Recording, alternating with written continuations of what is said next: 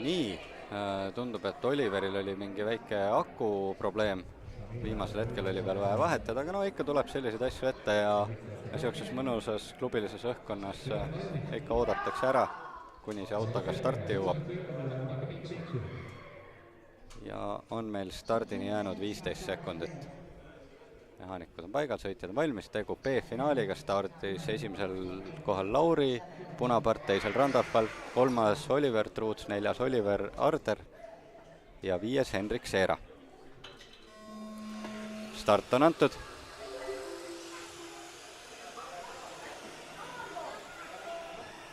Tullakse üle joone, no auto number 3 ikka väga selgelt lõikas rada, vaatame, kas ka kohtunik sellega midagi teeb. Aga tundub, et ta sai karistuse juba kaasvõistajatelt kätte seal väikse intsidendi näol. Karma paneb ikka asjad paika. Oliver liider, Randolf teine, Oliver Truuts kolmas, Lauri neljas ja Henrik viies.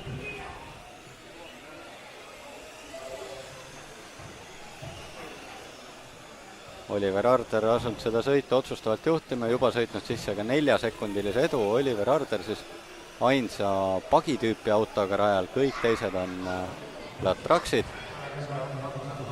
Ei oska mina kahjuks öelda, kas on siin ühel või teisel autotüübil ka mingi eelis. Aga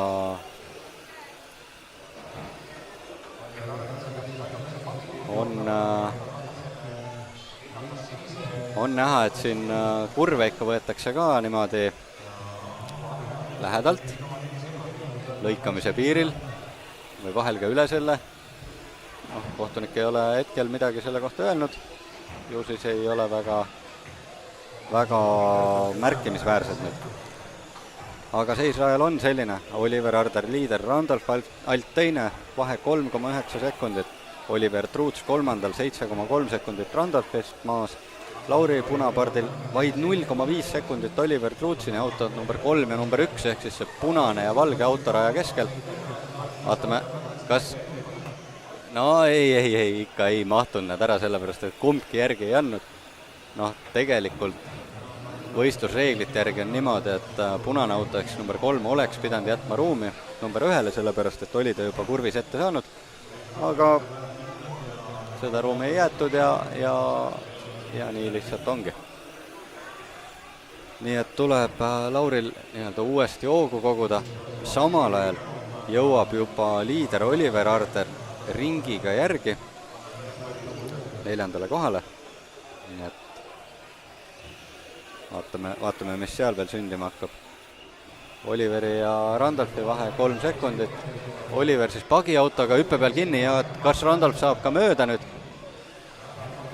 Ja Randolf tõusnud liidriks, Oliver 1 sekund tema taga, ehk siis tegu selle lillaka helesinise autoga ja pagiga, need on esimesed 2 ja neid peaks me ka jälgima. Natukene põhjalikumalt tulevad nad suurele hüppele. Nii Randolfil tundub, et pagil on selle hüppe peal ikka väike eelis. Aga mis siin juhtus, kahjuks mina ei näinud, jäi täpselt minu silma alt välja. Igatahes Oliver Arderil oli väike katus ja Randolf ka väikse rullumise pukki ees. aga jääb siiski liidriks ja esimese kahe vahe on 1,6 sekundit.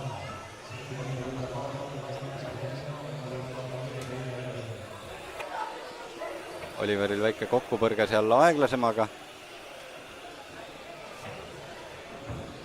Ja võtab ta Randolphile järgi, no ei ole midagi, 0,6 sekundit selle ringiga, aga ikkagi lõigates natukene. Ei ole ma päris kindel, et see nagu puhas oli, aga sõidu lõpuni jääb minut ja 10 sekundit. No Randolph sai väikse edused sisse, sest Oliver tuli üle hüppe natukene halvemini. 2,6 sekundit. No Randolph eelmise aasta, kui ma nüüd ei eksi, juuniorliiga võitja, nii et on temal jäänud viimane aasta siin üldse sõita. Kogemust on kindlasti kõvasti ja Oliver on võtnud 0,2 sekundit tagasi, vahe 2,4 sekundit. No vaatame, kas veel 40 sekundit sõidu lõpuni, kas suudab Randolph seda vahet hoida. Tuleb.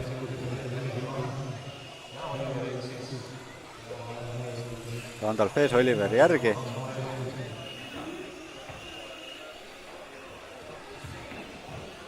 Vaatame, kuidas sealt tullakse. Randolph ikka liider. Oliver tuli järgi ja Red Bulli kaare all väike eksimus Oliverilt. Vahe 4,2. No 4,2, aga 10 sekundit on lõpuni. Vaatame, kas Randolph hakkab ka aeglasemast üritama möödumist või ei. Vaja tal seda ei ole. Vist. Aga riski koht, et möödumisel tuleb katus, on täiesti olemas aga kuidas lõigati rada seal taga? Kuidas? Auto number 5. No see nüüd kindlasti päris õige ei olnud. Ja on sellega sõit lõppenud. Randolph liider, Oliver teine. Oliver